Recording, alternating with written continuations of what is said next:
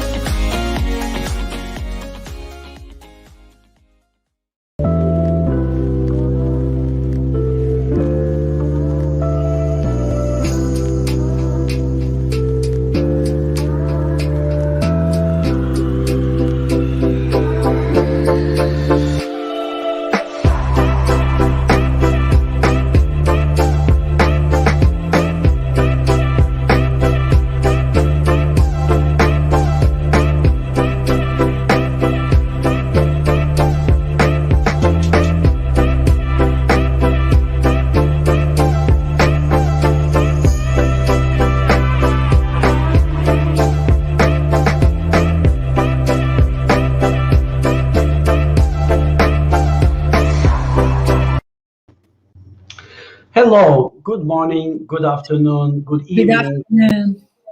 Depending on where you are.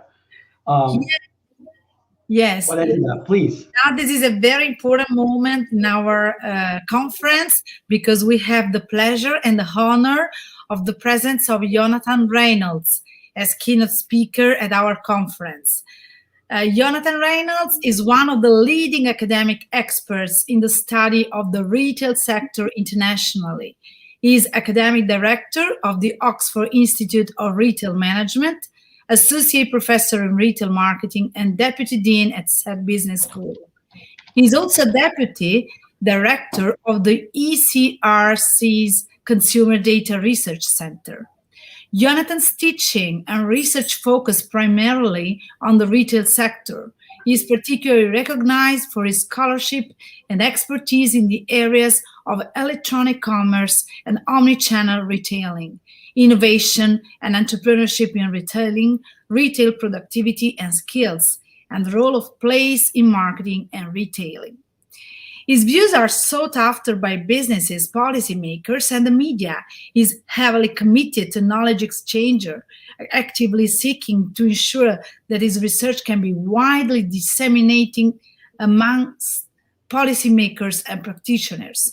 While his academic expertise lies in marketing and geography, Jonathan's research activities have also extended into science and technology studies and strategic management.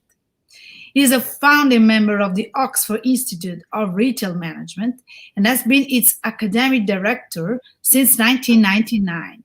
The Institute undertakes a range of both commissioned and public domain research with direct relevance to practitioners, but which is nevertheless grounded within rigorous academic scholarship.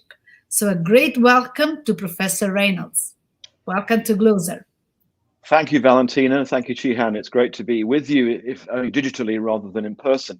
And our three-way conversation between Naples, Italy, Florida, and Oxford. So greetings from the Oxford end of this arrangement.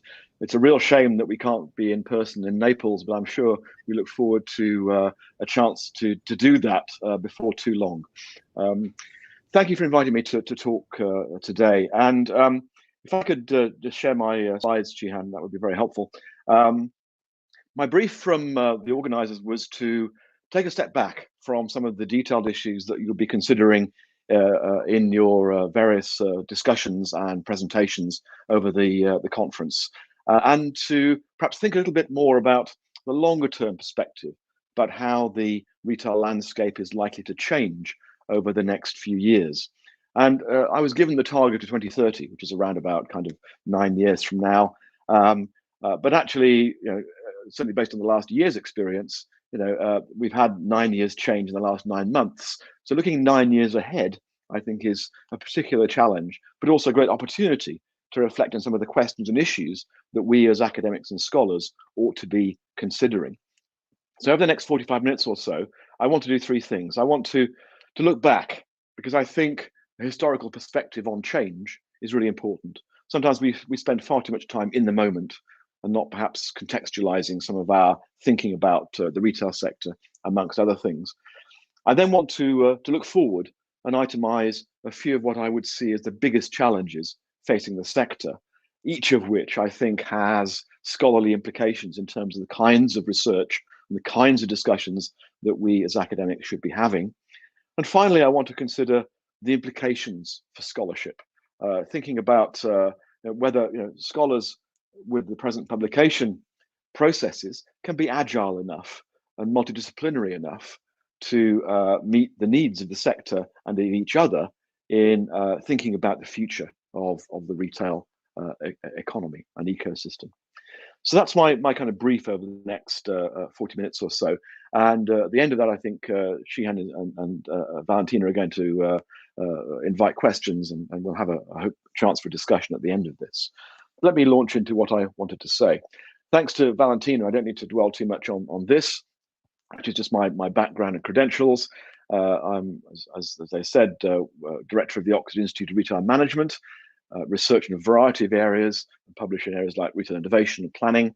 I'm a geographer by background, and my commercial experience is with Tesco, the UK grocery retailer, and with Coca-Cola.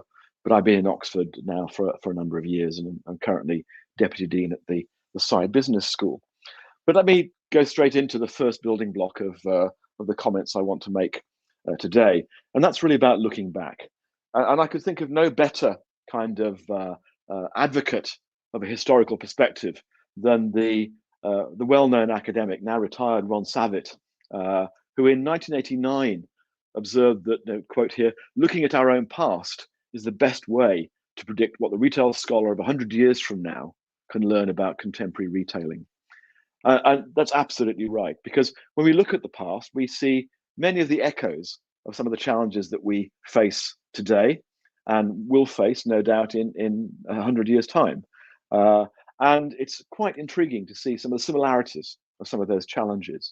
And so I wanted to take you through, in just a few minutes, some of the lessons from retail history that I think have particular resonance today. And I have to say, of course, the first of these, given the current pandemic, is that, of course, we have dealt with pandemics before. And we've also badly named them before. So we call the one in 1918 Spanish flu, even though the research tells us it started in an army base in Kansas. But certainly the impact of that pandemic was at its end far more significant than that of the present coronavirus pandemic in the world today. Some 500 million people, a third of the world's population at the time, were infected with that virus, and it led to around about 50 million deaths worldwide, and probably an underestimate given the ability to count at the time.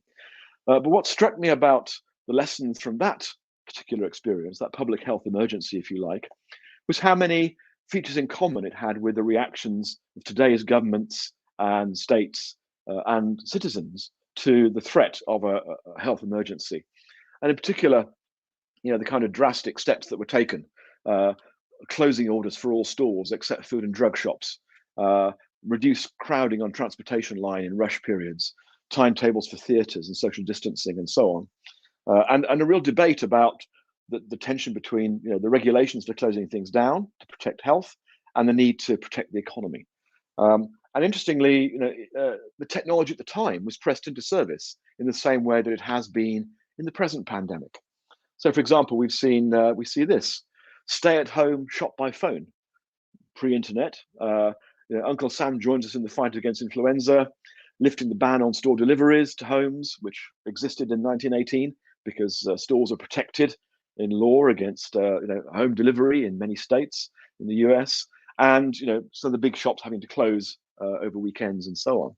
So nothing particularly new in this kind of historical event. And indeed, perhaps if governments had looked back and read up on some of the mitigations of the pandemic in 1918, they might have been able to move rather faster and rather more effectively in mitigating some of its effects. But as we see, the kind of peaks and troughs in pandemic were very, very pronounced. Certainly, if public health emergencies had a common feature with today, the other common feature I wanted to pick out was technology. And certainly, retailing has always been driven by technological change. There's a popular conceit somehow that today's experience with the internet and with e-commerce and e-commerce platforms has been, almost a novelty and something that's new for the sector. Well, actually, if we look back, we see that technology has played a really very significant role in transforming the sector. Think about the growth of the railways and maritime transport in the 19th century, allowing goods to be shipped and transported across the country to be made available in stores for our consumption. Think about the family motor car, which gave us mobility in the late 20th century and supported the growth of out-of-town and peripheral retail developments. Think about the kinds of investment in vehicles and in technologies that allowed retailers to grow at scale and to take power away from manufacturers in the value chain. All those were to do with particularly innovative technologies, whether they were new fridges, refrigerators, whether they were escalators or elevators. So the moving staircase and the slide there, bottom right, shows the elevator in Harrods, where it was such a novelty that customers who used it had to be revived with smelling salts at the top of the staircase. But a form of technology. And two quite particular ones that have played a big influence on retail development and change. One is the cash register, invented by someone who made not much money from it, James Ritty. He actually sold the patents to NCR, who made all the money, and he died penniless. But he got the idea from the way a ship's captain steers the ship and determines engine power by transmitting information to the engine room using the controls, and invented, in effect, a cash register that did the same kind of thing. There's a great field for a machine that can do this work, was his observation. So, cash registers to store and to tally takings was absolutely a technological innovation at the time. Likewise, information systems. And some of you may be old enough to remember in some of the older department stores around the world, these kinds of pneumatic tube systems were still in use as late as the 1960s and 70s. Certainly, a department store I used to work in had these to communicate between the shop tills and cashiers and the finance department upstairs. And this moved information around, not electronically, but physically around the building. These pneumatic tube systems, invented in 1799, were in many ways the precursor of the kind of networking that we see much more digitally today, of course. And we see it in supply chain and logistics. And there was no shortage of predictions of the future. Back in 1900, French cigarette companies were putting little cards in their packs, forecasting what the year 2000 would look like. And here's what they suggested the rural postman would be doing in the year 2000, which is on the back of a sort of glider, delivering the post to people living in apartment blocks around the country.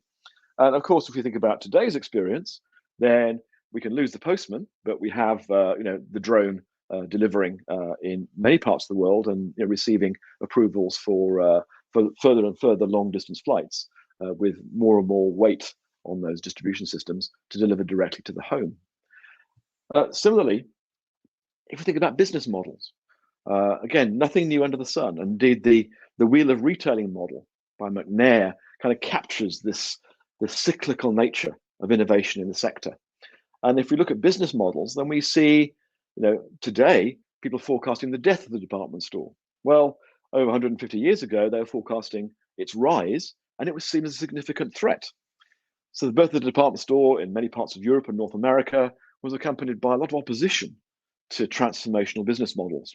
And here's the example of a department store that opened in London in the late 19th century called Whiteley's, developed by William Whiteley, who basically bought up lots of adjacent houses, stuck them all together in one big department store, but differentiated his offer by claiming to, as it says here, sell anything to anybody, combining dissimilar goods in one business and offering cut price goods for cash only. So here was the innovation. It was actually an assortment rather than a specialty retailer, and it was offering goods for cash only rather than for credit or for negotiated or for haggled kind of terms. And at the time, there was outrage in London when this department store opened. Shopkeepers burned effigies of William Whiteley in the streets. So although we're not seeing effigies of Jeff Bezos being burnt as far as Amazon is concerned, the same kinds of debates about traditional forms of retailing and new forms of retailing dominated the popular press and popular imagination. And we see that too with mail order. We all are very much aware of the growth of the big book mail order businesses in the US and in Germany and in France over the last 120 years. In many ways, the precursor of the non-store offer that we see through e-commerce. But at the time, it was by no means universally popular. So here's the Montgomery Ward catalogue from 1895, which claims to be the largest mail order business in the US, supplies for every trade and calling on earth, was the including groceries, was the claim. Didn't go down terribly well. The quote there is from the Chicago Tribune from 1873. Beware, don't patronize Montgomery Ward & Co. They're deadbeats. In fact, they keep altogether retired from public gaze and are only to be reached through correspondence sent to a certain box in the post office. If you tried to contact some e-commerce only merchants that are not very responsive, you'll know how the Chicago Tribune felt at the time. And what's also interesting is to do two things. One is to compare that with the Amazon mission today, to build a place where people can come to find and discover anything they might want to buy online, with Montgomery Ward's original mission. What's instructive is that Montgomery Ward lost its way in the 50s and 60s, went into stores, and actually ended up going out of business. So some object lessons, I suppose, for new entrants into the retail space. So business models are certainly a source of innovation historically, and we see patterns of replication through history. Likewise with mobile retailing. We think that our kind of mobile phone is the first and ultimate representation of mobile retailing. But here's an example again from a chocolate company in Germany in 1900 forecasting what mobile retailing would look like in the year 2000. And for them, mobile retailing involved putting shops on trains and taking them around to people rather than people having to come to the shops themselves. And you might think that's quite a bizarre kind of feature, but the only thing really we lack are wheels on our mobile phones, I suppose. And some of the contemporary stories about trains and consumption in the UK, some very enterprising people are quite good when the trains are running at being able to order pizza from one station and pick it up from the next. So there seems to be a good association between trains and retailing. So looking back, we see, I think, some very useful and important reminders that what we're experiencing at the moment is by no means for the first time that retailing has always been about change, and that in fact, perhaps the last 10 to 15 years of relative stability before the internet came on the scene was perhaps unusual in historical context. And actually, turbulence, transformation, change has always been the story of the sector. And that the last few years, in many ways, have been an exception to that. So let's now turn this around and look forward and think about some of the big challenges. And of course, thinking about it as we speak at the moment, we face, I think, a considerable degree of uncertainty. And uncertainty is the theme I want to use as the binding agent, if you like, between all these kinds of challenges. I think we're all aware of the nature of these kinds of challenges. What we're not aware of is how they're going to interact, how they're going to play out ultimately in terms of the implications for the retail sector. There may be many kind of choices that companies have to make, depending on which direction these challenges actually go in over the next few years. And what's heartening is talking to retailers around the world. Many of the best-in-class retailers are embracing the uncertainty. Here's Jesper Bradenton, the CEO of IKEA, who last year said, like most retailers, we don't know exactly where we will land at the end of this, but our curiosity and willingness to create will be a guide for us. So here's someone who's willing to embrace the uncertainty of future change in the sector. And I think it's heartening to see how many CEOs are in that kind of position. There are some that aren't, and some of those businesses have ceased trading or are in significant difficulty. But those that can manage uncertainty effectively, I think, are well placed to deal with some of the challenges ahead. So what are the challenges? Well, remind ourselves that uncertainty is only one part of the mix. Many of you will have come across the term VUCA, volatility, uncertainty, complexity, and ambiguity. There was a terminology developed first in the US Army War College in the 1980s to deal with some of the difficulties surrounding implications after the Cold War had largely finished at that time. And management gurus adopted those terminologies, and you've seen it used everywhere, but in the, if you like, the consultancy circuit. But what's really interesting for retailing is how many of these challenges fall into the uncertainty box. We know relatively quite a lot about the situation. When we're going to talk about this in a few moments, you'll recognize many of these challenges. But what we don't know is on the left hand, the y-axis, is how well we can predict the results of the actions that we might take in this kind of space. So it seems to me that what we're facing at the moment is a large amount of challenge in that blue uncertainty box. And I've chosen a few of these to focus on in some more detail. It's what I call the certainty of uncertainty.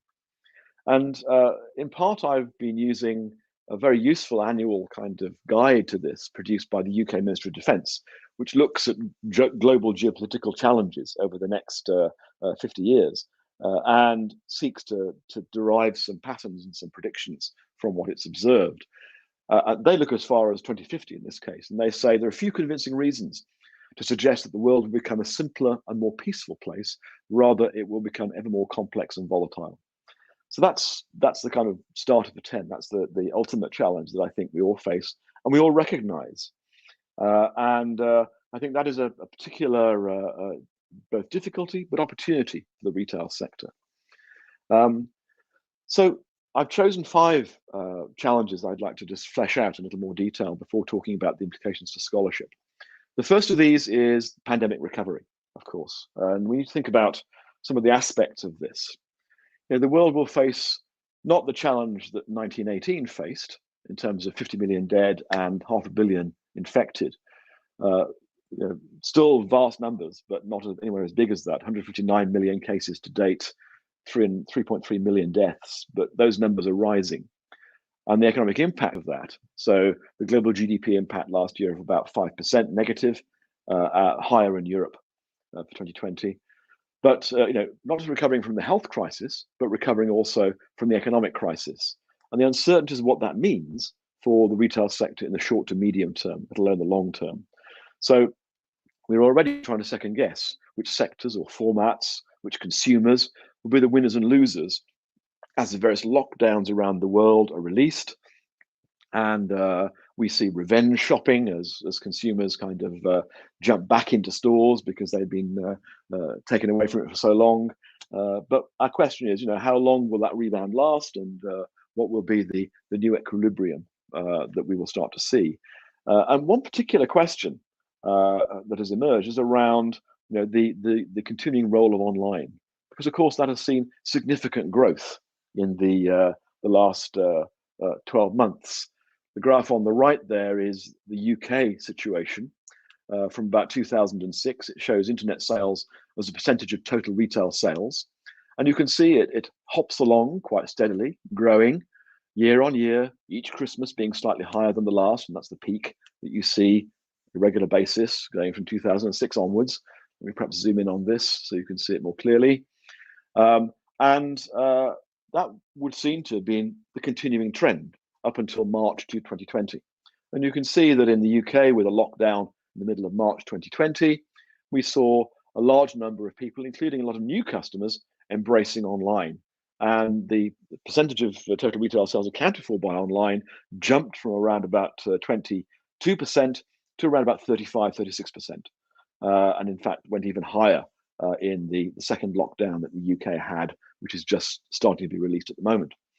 And of course, a big question for scholars, but particularly for practitioners, is, well, does this represent a pattern that will stick post-pandemic? In other words, will people, having got used to online or tried it for the first time, actually stay loyal to those businesses? Well, this is a much more complex question to answer than many of the pundits and the consultants would lead us to expect.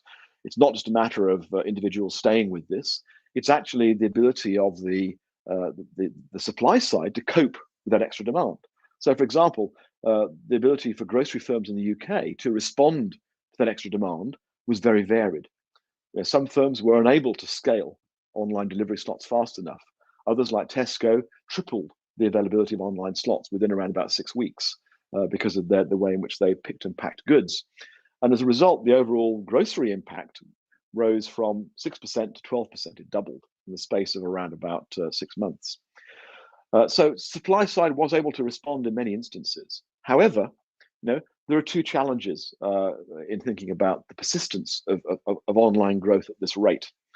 Firstly, is not everyone is happy with the shopper experience of that online growth. Getting delivery slots, for example, has been a real challenge.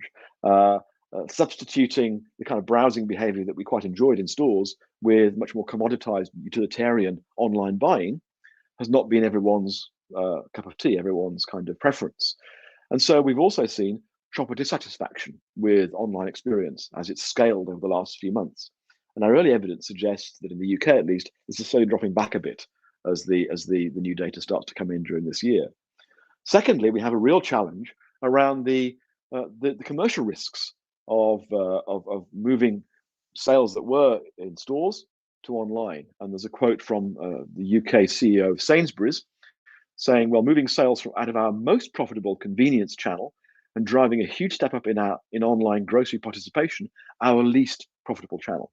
So in a sense, retailers who are responding to consumer demand are actually deliberately moving sales into less profitable channels as far as they're concerned for multi-channel operators. We've also seen the growth of express services, particularly around the parts of North America, China, and in many parts of Europe. And the question is, how long will these persist? given that they are premium price. They largely succeed because there has been little alternative to ordering online, but there's been a lot of investment in these kinds of properties. How long will those kinds of business models actually become viable? And how many competitors will be allowed in that kind of space? And again, what's the long-term equilibrium? So the pandemic recovery is the first of those challenges. The second is around managing socio-demographic change. And again, this has always been on the agenda. If you look longer term at the way in which our world has developed from the point of view of urbanization, from the point of view of migration, the longer term pattern has been for increased urbanization, in other words, internal migration, but also increased international migration. Before the pandemic put a halt to many of the international moves that were being made. And certainly, we've seen 2 billion more people by 2050, potentially living in urban areas, higher migration, but paradoxically, perhaps lower connectedness between communities in urban areas. The question is, where will we likely to find this, and what will be the pandemic impact on some of these patterns? So pre-pandemic, many of the forecasts were suggesting that the growth in urban populations would largely be seen in Africa, in South Asia, the Middle East, and in Southeast Asia in particular, parts of South America. Far less continued growth in Western Europe and North America. This is where the urbanization processes would continue to take place. Now, a big question today is how sustainable is that kind of forecast post-pandemic? Pundits were saying last year, cities are dead, people will not return to them. Well, this has already proved to be a mistake in the forecast. Today, we just saw some data in London that says that rental levels have fallen by 10% in London, making it more affordable or less unaffordable than it used to be for people thinking of living in London.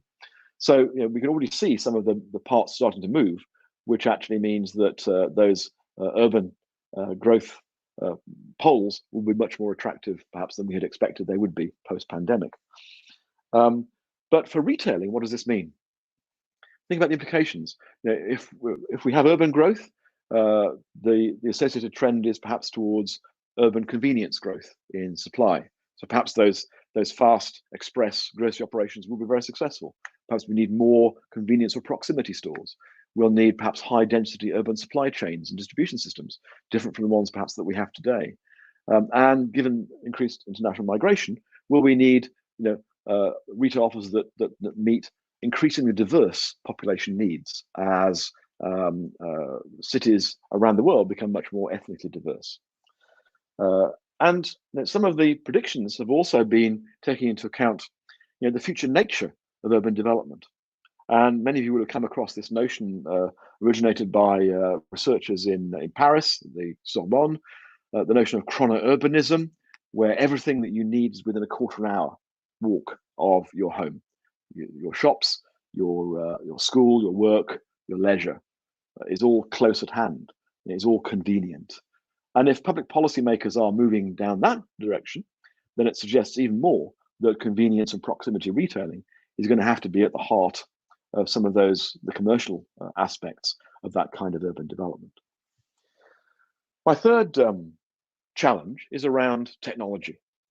I think accelerating technological advancement, looking 9, 10, 15, 20 years ahead, goes much further than simply e-commerce and social media.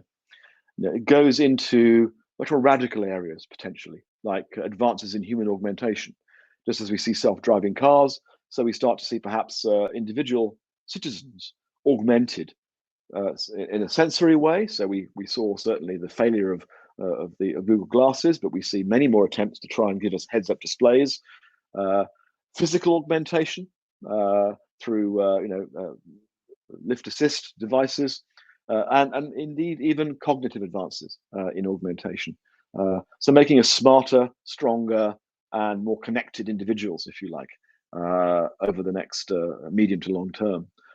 And the second broad trend that the Ministry of Defence forecast certainly saw was around automation, which again we can already see happening, but where certainly in the next 10 to 15 years we start to see robot and unmanned systems as ubiquitous as computers are today.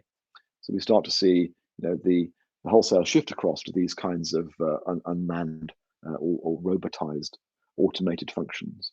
And again, what are the implications for retailing of this? Well, first of all, what will shoppers be able to do that they can't do now with enhanced cognitive functions, access to augmented reality and virtual reality, and so on? What new opportunities present themselves in the commercial sense? And of course, all this depends on data collection, indeed generates data in vast amounts. The quantified self, the individual human being who's throwing off measurements about themselves, metrics that can be captured by others, already causing big ethical concerns worldwide. But think about the opportunities for retail firms to gather that data and gain insight into it, but have they got the skills and the talent that are required to do that data justice? And then finally, I suppose, particularly in relation to robotized systems, the potential for 3D printing and additive manufacturing to invent a new kind of retailing, a kind of self-service retailing, where actually the intellectual property lies not in the physical product, but in the blueprint, the template that is used in the 3D printer to print and generate a physical object. And that, I think, is probably a far more radical transformation of the concept of retailing than e-commerce or omni-channel retailing actually is.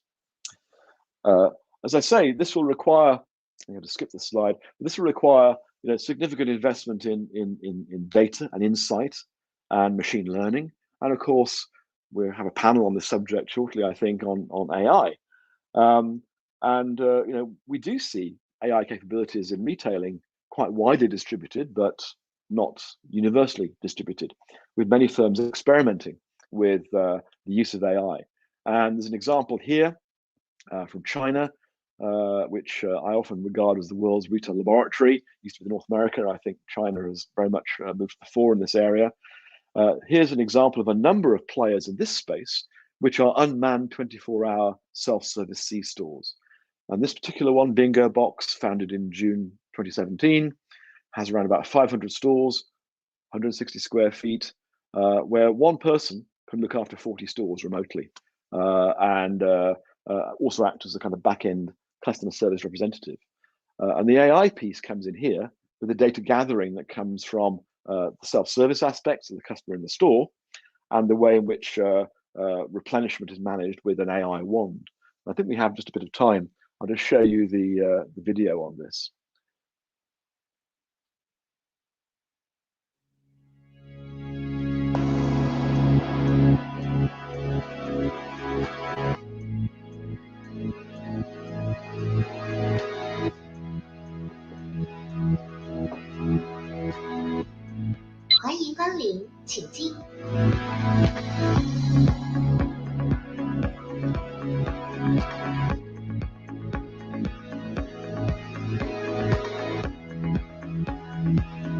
支付成功。有未支付商品，请放回货架。发现陌生人进入。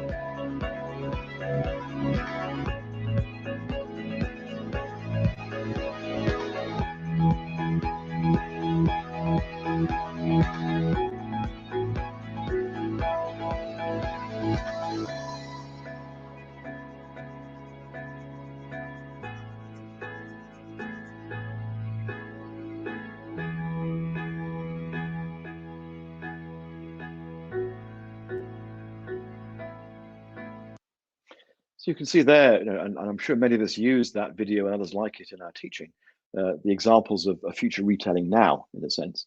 But what strikes me actually is how similar that innovation actually is on wheels compared to the mobile retailing example I showed you from 1900. It's a little smaller and more compact, but the principle is largely the same. Move the supply to areas of demand. And AI, in this case, is using these devices as data gathering. So as the founder, Chen Zhilin, comments, by analyzing and acting on bingo box stores consumption data, we never have to worry about excess supply or shortage of perishable foods. As long as there is demand, we will always have supply.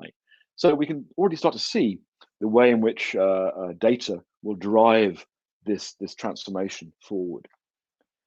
And my fourth factor is, or challenge, is around resource scarcity, sustainability, environmental stress. It's not surprising this is in here. This is a contemporary concern, has been for a number of years. It's come to the fore over the last 18 months, particularly in many geographies. But we all know that the world is facing the reality of significant constraints and demand for resources. Thinking just about water shortages, nearly 4 billion people worldwide suffering already from water shortages. The sustainability challenge is not likely to reduce over the next few years. And the cost of change for government and society is going to be significant. So let's think about what the implications are for retailing of those kinds of forces. We can think certainly about the fact that it's much more difficult to sustain polarization between those that have access to these resources and those that do not. There is pressure for global lifestyle changes, I think, impacting retailers and supply chains. It's no longer a kind of voluntary activity to engage in these sorts of activities. And the kind of greenwashing that many firms engaged in is no longer acceptable. And it affects the nature of demand, it affects the role and location of stores, it affects the nature of e-commerce. And we can see this from a couple of examples I have for you here of current initiatives, let alone initiatives over the next 10 years. We can see this ranges from IKEA's investment in their circular economy and circular hub. This is from one of their UK stores I visited last weekend, just launched this week in the UK and in a couple of other markets. The very much more common reuse and packaging-free dispensing of product in food retailing. This is an example from Asda in the UK. But perhaps more radical solutions are required. And the middle example there is H&M, which has a concept production facility in Sweden, which is taking apparel and recreating it, so breaking it down, adding sustainable additional fiber, and then reproducing an article of clothing. H&M Loop, it's called. So closing the loop in a sense on the circular economy. And the investment in this remanufacturing technology is a really interesting response to resource scarcity and a much more tangible response, perhaps in some of the CSR types of initiatives that we have seen over the last few years. And even in e-commerce, Jeff Bezos, writing his letter to shareholders this year, is suggesting that Amazon will be the heart of the change in sustainability, particularly around transportation and cardboard packaging and so on. And here's the example of the electric vehicle technology with something like 100,000 electric delivery vans that he's ordered over the next few years from Mahindra and from Mercedes-Benz, which will be used to produce more sustainable last mile distribution for the organization. And my final example, before I think about the implications to scholarship, is around power transition and diffusion. Here we see, a world really facing not an existential challenge, but certainly a challenge of power struggle between state actors and non-state actors. And by non-state actors, I'm thinking of the big platform companies, the tech companies whose reach extends beyond individual nation states. And we can already see, for example, bottom left, Facebook behaving like North Korea as Australia wakes up to news ban. And today's headline from the Financial Times: Brussels loses €250 million Amazon tax case in latest court defeat. The ability for individual nation states to regulate tech and e-commerce platforms starts to become problematic in many jurisdictions. And we see equally the reverse challenge of how private companies and NGOs kind of regulate themselves. We see that with the Facebook kind of scrutiny panels and so on. And what are the implications for retailing out of all this? Well, we have to think about non-state actors becoming retailers, therefore becoming very powerful entities. We have to think about the extent to which traditional retailers might want to collaborate with these non-state actors. And we also have to think of it geographically. If we look at the map of the world there, we see Amazon dominating North America and South America, We see JD.com and Alibaba dominating much of Asia and growing into many Southeast Asian markets, but we don't see a dominant player in Europe. So who's going to win that marketplace fight in Europe? Amazon is well entrenched, but we also know that JD.com and Alibaba have strategic plans to invest in those particular markets. We also know there's a real legislative lag, which perhaps works against governments being able to respond quickly to these kinds of challenges. So I'm going to move to my final couple of slides, which are around the implications for scholarship in the last 5 minutes, because I think there are some quite significant implications for scholarship. And here's a quote from me. The specialist and incremental nature of scholarly investigation may not be best suited to understand the rapid and holistic nature of change in retail ecosystems currently being experienced. That's something an exam question. Basically, what I'm saying is perhaps are we, as scholars in the modes of inquiry that we have, well equipped to understand the holistic nature of change and the strategic nature of change that's happening within the retail sector, or are we only able to focus on limited aspects of this change? So I think there are some significant implications to scholarship. It comes down in the end to what kind of retail research we want to do. And I was minded to look back at a presentation I gave actually back in 2003, and this slide comes from that presentation, where I was trying to put together the relationship of scholarship with the work of consultants. This is a work of a colleague of mine, Christine Cuthbertson, who did a really neat kind of diagram, which sort of tries to summarize the overlaps. And that circle in the middle is in effect the kind of retail research that we want. It's the body of knowledge that we want to explore. And the challenge we have as scholars, I think, in reacting to those big global challenges is actually, do we become generalists with interest in retailing, or do we become remain retail specialists in respect of particular subject areas? And we certainly see an emerging core of scholarly study in retailing, but how well has that survived over the last 15 years? It's been much more difficult to get retail-related articles into mainstream management and economics publications, for example. And we find that often the research that we do on retailing is assessed by non-retail specialists as academics. We find also that certain geographies tend to drive consideration of methodological assessment and what are dominant and fashionable methodologies to use in the work that we do. And perhaps subject concentration and institutional constraints, publishing in a particular range of journals, can drive out the opportunity to be interdisciplinary or to work in non-core areas. And the risk there is we become introspective rather than anything else. I did a quick analysis of publications on retailing dealing with the future over the last 20 years in the world of science kind of corpus. And over that 20-year period, there are about 42,000 articles on retailing, but only 4% were dealing with the future of retailing, a very crude kind of analysis, covering 65 journals, and there were 8 kind of clusters of journals put together. 65 journals sounds like a lot, but you can see that where the majority, based on the bubble size, of those articles were actually placed.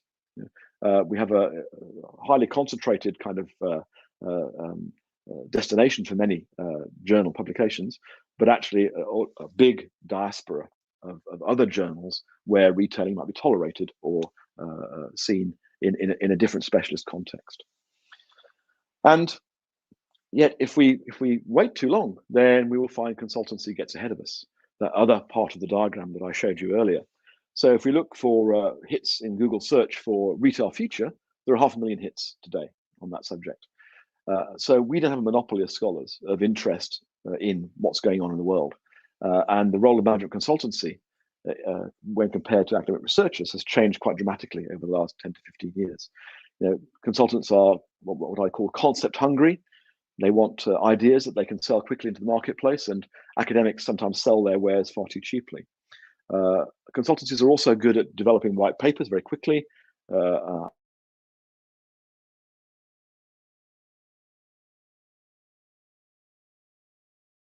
Both practitioners and to academics. Do we just attend conferences like this, read newspapers, follow our noses, or do we go out there and actively set agendas? Well, of course, I think it's a bit of both. And that diagram on the right there is just a Google Trends results for retail future. And as you can see from March 2020, the interest in retail future has golfed the scale in terms of Google interest. So finally, some food for thought. there are many kinds of research questions and a big research agenda that what I've described could inform. Here are some of the questions I think are quite interesting ones to explore at a higher level. And I go back to the notion that often we're too backward looking. We look at things that have happened already rather than thinking about aspects of the future, or at least we don't have a balance between the two. And that even happens amongst practitioners. So Doug Gurr, who used to run Amazon UK, commented, we've learned over the years that it is hard to predict the future, so we tend to put our energy into focusing on the things we think are not going to change. So here are some questions about things that are going to change. What kind of businesses, actual or new, are going to succeed longer term in capturing customers' awareness and attention? And how will we know how successful they have been? How will they create and capture value? What new kinds of intermediaries will emerge, whether digital, physical, or hybrid? And what business models will be most successful in the next 10 to 15 years? What are the kind of power relationships that will work between traditional retail businesses and online only, or other kinds of new entrants? And we're seeing a vast number of new entrants. Who are these new kids on the block, and how will they fit into the ecosystem? What are the kinds of capabilities and skills that organizations will need to meet the challenges that I've outlined? I've given you some examples of AI in this area, but also thinking about the socio-demographic changes that we're likely to face, also thinking about some of the implications of sustainability and of the circular economy for retail operations. Do we have the right kinds of skills as a sector, and what are those skills? And thinking about leadership as a legitimate area of study in business schools, what do these new leaders look like? What skills do they need to have? And what do organizational cultures that will succeed look like? And how are they different from the ones that have gone before? Finally, we'll find, of course, that these challenges aren't all heading in the same direction. Some of them interact, some of them compete. So think about convenience as against experience, for example, or think about utilitarianism against the fully fledged sort of immersion that we can get from wandering around somewhere like Italy, slow food service. How will these trade-offs and tensions inherent in the longer term be resolved, and to whose benefit over that time? What I've tried to do over the last sort of 40 minutes is to remind us of the lessons from history. We shouldn't forget that some of these things have happened in different forms before. What do we learn from that? And how can lessons be transferred if they are transferable? But also how complex and multi-layered and competing even the short list of challenges are in looking ahead for the future, and what a rich research agenda that creates for scholarship and for academics around the world. So Valentina, Chihan, I'm going to pass back to you. I think there are a couple of questions already in the chat, but I'm happy to take any more that you might have. There's one here that says, what's your view of the future of restaurants in front of dark kitchen and food delivery? Will it be the same in different countries? Well, I think my response to that is it will be different. We're going to see different kinds of responses in different countries because food is inherently a local phenomenon. It's much harder to get standardization in food offers, whether that's grocery or food service. And whilst at one level we may very well see the proliferation of dark food service chains in particular geographies, there are also going to be different manifestations, I think, of these dark kitchens in different parts of the world. Shihan, anything from your end? Yes, Jonathan, we have a lot of questions, so I'm going to show them to you. Okay. We'll try to, some of it you already covered, but I would like to ask you, please, to see if we can get as many of them as possible. So okay, so I've got the clock on my screen. We have 10 minutes, so let's get going. Yes, we do. So I will read what will retail shops into showrooms in the future with a majority of shopping done online. Right. So this is a classic hypothesis that we should be testing. And it's a very simplistic one because actually showrooms suggest that this is a polarized function. The stores will only be galleries and showrooms rather than performing other kinds of roles. And what we are starting to understand is that even pure play retailers are starting to think about physical presence, whether these are lockers, and we have some lockers outside the Oxford rail station here for Amazon, or whether these are fully fledged physical units. So thinking about the complementary roles that stores can play in relation to online is really where we should be focusing our attention. It's not a matter of showrooms and online, it's how the two could work together. This may be about distribution, it may be about certainly customer service that we perhaps can't get online. We want some personal attention of a kind, a demonstrator attention, to be trained, to be made more aware of the product in home improvement, for example, to be able to get style advice from fashion advisors in person. We could see very different and quite much more nuanced sorts of roles for stores, rather than simply the simplistic notion of a showroom, which I think is certainly one end of the spectrum, but is not going to be terribly attractive to many customers. So I think those spaces are going to have to work much harder. Jonathan, maybe that question is related to this one also too. Which format is likely to dominate multi-channel, cross-channel, or omni-channel in near future? I think you said that multi-channel, right? Well, I find these terms to be challenging semantically, because actually, everyone invents their own term. Omni-channel succeeded multi-channel, and so on. And we should not be just thinking about channels. We should be thinking about the customer experience, irrespective of channel. And what ways can we use? What touch points are available to us as retailers to meet the needs of the customer? And if we think in terms of channel, then already we're kind of dividing things up into slices. Although I recognize that we do need some terminology. Some of that terminology is often a little flaky in terms of its definition and its origins. So omnichannel, for example, comes from a consultancy paper around about 10 years ago. Certainly when I was first started to work in this area was called teleshopping. So I think the terms change. What we should be focusing on are things that don't change, essentially, which is our customer, if we're a practicing retailer. Okay, next question. Do you believe AR, VR, and you had some information about this, will have an important role in the future in retail industry? And also the person adds, what's the impact of 5G in this, which is the telephone fast? Yeah. So basically that's really about speeds, isn't it? That second part. But my sense is at the moment we have tried virtual reality experiments in the past for retailing. Some of you may remember Second Life, which was a sort of virtual landscape of virtual reality that was created in which your avatar could live and shop. And some retailers, particularly luxury retailers, created virtual stores in that virtual environment. The experiment failed dismally. The firm, I think, is still in existence, but it's changed its business model completely away from retailing, because simply the technology couldn't cope. Behaviors weren't ready for it. We didn't have properly immersive technologies that allowed us to really get into sort of the virtual environments. Clearly, we're seeing some advances in this area with headsets and head-up displays and immersive technologies and so on. We're not quite there yet, is my sense. Perhaps we will be in 10 years' time. And so at the moment, the future is very much around augmented reality, I think, the immediate future. We're already seeing some great experiments, some great trials, some great commercial activity. I mentioned IKEA earlier, placing a piece of furniture in your own, a virtual piece of furniture in a physical environment and viewing it through your phone at the moment is certainly commonplace for many retailers. 5G, I think what that does is it's emblematic of in effect an increase in speed, and reliability of the connection, which means you can pump more down the connection, and surely that will help very bandwidth hungry virtual reality trials, I think. But it's instructive to note, how many firms have tried and failed in this space so far. Not to say that they're wrong, but the timing could be off. We're not quite there yet in terms of the environment, the consumer behavior mindset, and thinking of this as kind of mainstream activity. But we're step by step, I think we're getting there. Wonderful. Next question is about the academics. Observing retail industry's vast change may be disappearing. What are your views on the careers in this industry?